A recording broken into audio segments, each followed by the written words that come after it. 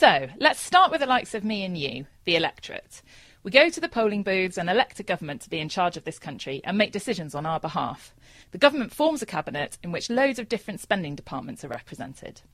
Let's look at the Department of Health. Between the Department of Health and the Prime Minister, there's a Secretary of State for Health. The one you've probably heard of most in connection with the NHS reforms is Andrew Lansley. He was in post until September 2012, and he was the architect of the health reforms we're currently living with, although we'll see they're quite different from what he originally intended. Lansley's view was that there was a whole load of unnecessary red tape in the NHS that was stifling clinicians' ability to deliver high-quality care. What really needed to happen was for the money for NHS services to go directly from the Department of Health into the hands of GPs. Why GPs? Well, because a lot of NHS spend is determined by what they do, and because they're the people that see patients on a day-to-day basis and arguably have the greatest understanding of what those patients need. However, giving £80 billion to a group of people who have never dealt with that size of budget did not go down well with a number of different people. So what we've actually ended up with is something a little bit different from what Lansley originally intended.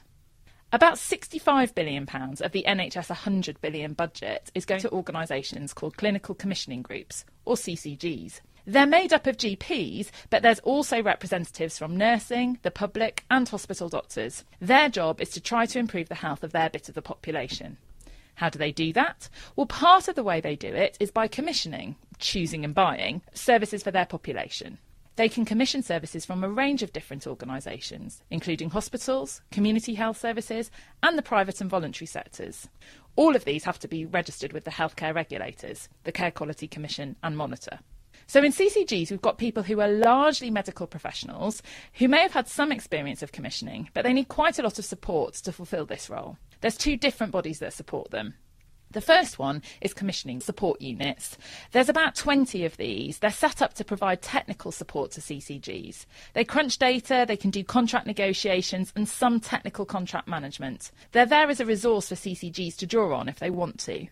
Another body that provides support is clinical senates. When Lansley issued his vision to give all the money to GPs, there was an outcry in various areas, including from hospital doctors, saying, actually, the complexity of some of our patients is far beyond the knowledge of GPs, so it's going to be difficult for them to commission services they don't really understand.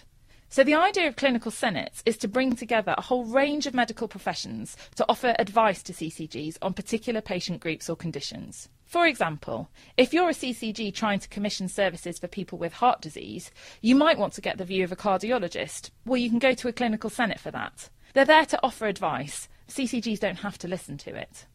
So we've got this collection of around 200 CCGs in England commissioning services locally. But the NHS is a national system and is really high in the minds of the electorate. So there needs to be something that looks at the system from a wider perspective.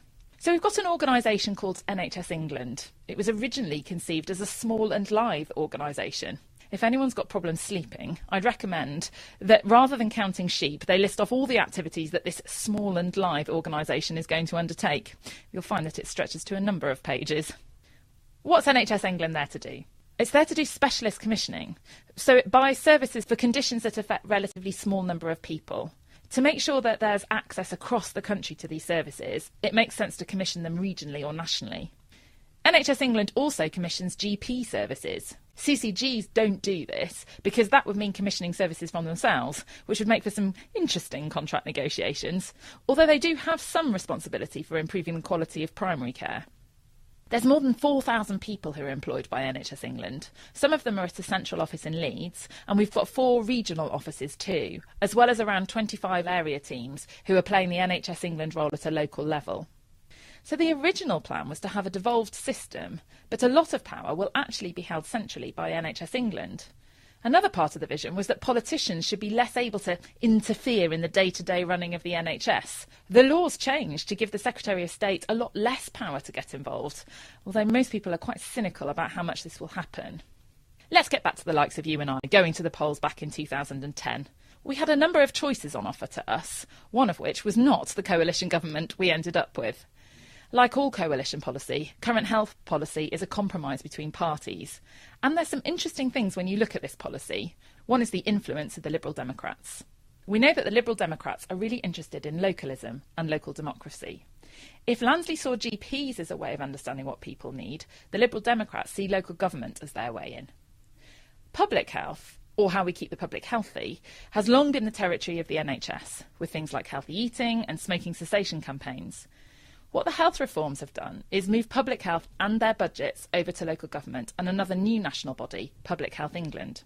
Another role that local governments have got is to establish health and wellbeing boards. These bring together key players in the health and social care system, including local councillors, to improve care in a joined-up way across health, social care and other public services.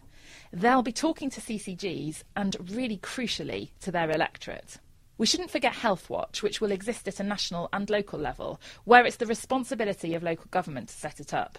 It's there to represent the views of patients and for people to engage in how services are planned. In reality, that's quite difficult, and previous attempts to do this by the NHS haven't been successful.